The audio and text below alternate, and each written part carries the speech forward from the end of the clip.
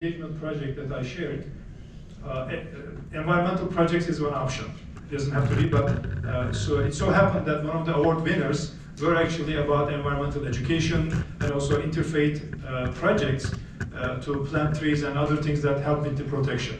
So right now the environmental work is spread through multiple organizations and multiple projects. But maybe inshallah at some point there can be enough mass to establish a separate institution that focuses on this. So right now we are encouraging all of our organizations in their program portfolio to include the environment and also the participants to become part of something that protects the environment. Thank you so much. The last question or comment from Dr. Inak. My name is Inam al-Haq. I'm originally from Pakistan. Just wanted to add one comment that Hizmet established about 25 schools in Pakistan, and they were one of the best schools. Some of them were in very poor and destitute areas. However, after the coup, they were targeted under the pressure from Turkish government, and Pakistani government initially tried to save these schools, and the case went even to the highest judiciary in Pakistan, and they could not establish any connection between these schools and the coup which took place in Turkey. Finally, Erdogan came himself and put pressure on Pakistani government, and then the military kidnapped the director of these schools, and he was taken to Turkey where he was put in prisons. And this shows me that how lowest of the low and mean-spirited this person Erdogan is, that he has absolutely no shame destroying education in one of the poor Muslim countries in the world, simply to take a revenge and satisfy his personal anger. So I personally have absolutely no sympathy and goodwill for this person. Thank you.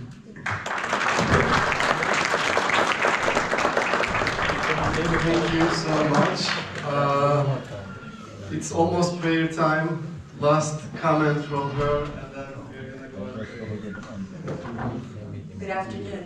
It was a lovely talk, and it was very inspirational. I'm a convert to Islam, and in the last 33 years, when I came to Islam, I had the amazing opportunity to work in the Middle East and in different movements, all really good movements. They all, were social, religious movements to help people among the Palestinians, among the Bosnians that were coming into Jordan, in different refugee camps. And I'm very inspired, and I've been working and knowing a lot about the Hizmet movement in this last 15 years. And it's been really an honor and a privilege to work and serve the people of my country here in America, in the Hizmet schools here in America, whether it be supplementing what they needed when I was not working in them, but coming and volunteering with various programs, but also the things that now I am working with them as a counselor, a guidance counselor, and helping the underprivileged so that they can think about, lifting themselves up, and socially, academically acquiring, better privileges, academically, so they can start thinking about maybe their spiritual selves. Because when you're hungry and you're scared, or you're somebody you're not going to have those kind of resources, you don't have the time to think about your spiritual self always. And that happens even in many countries. You keep a people hungry and oppressed. They don't have time to lift themselves up spiritually because they're too busy thinking about what I'm going to do tomorrow to survive. So it's an honor and privilege to be able to be a part of the next phase of Hizmet.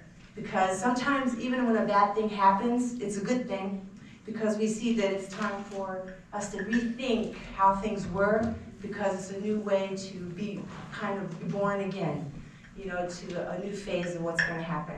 So I'm really happy that we had this talk, and I hope to go over it again and look at your presentation so I can help really internalize what's the next phase and hopefully implement it amongst the community in various ways, and hopefully spread more of that inclusion, so that more people, both Muslim and non-Muslims, can feel the importance of this unification and taking this one step beyond. Thank you. Thank you so much.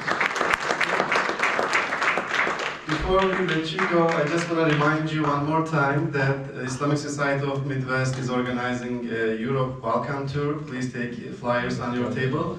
And during Ramadan, they are matching families, like families of Muslims, inviting and hosting iftar dinners for non-Muslim people. So if you are willing to host an iftar dinner, please reach out to Islamic Society of Midwest staff members. Again, there are information on the tables. And let's give a round of applause to Dr. Alp Aslandogan.